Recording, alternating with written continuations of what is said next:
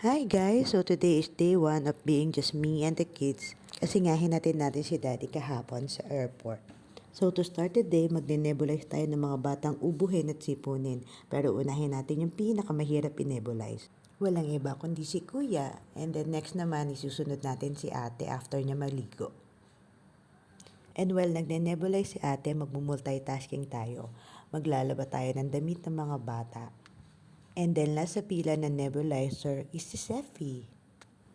After 1.5 hour ready ng ating nilabhan, isasampay na natin. And sakto, abot na abot sa init ng araw. Ayan no, kita pa nga yung kailangan kong tupiin mga damit sa tabi.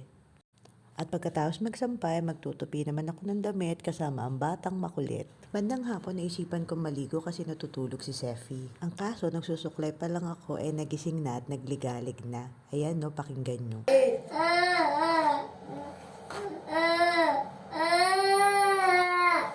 At nang kumalma na si Bibi, naisipan ko namang gupitan sila ng kuko.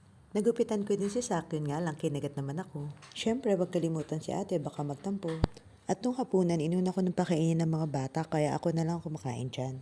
At pagkatapos kumain at paghugas ng pinggan, oras na para i-nebulize ulit ang mga bata. At uunahin ulit natin ang pinakamahirap i-nebulize. Nakailang bunot nga kami ng saksak na nebulizer Pagkatapos kong tapik-tapikin ang likod ni Sak, sinunod ko din agad si ate. Tapos tamang kulitan sa dalawang batang maliit. At muntik ko pang makalimutan, magpapainom pa nga pala ako ng gamot sa batang may lagnat. Buti na lang madali ko siya napainom this time. At ayan, ang last na nakasala na ay si Batang Maliit. So ayun lang ang ganap natin for day 1. Thank you for watching. Bye!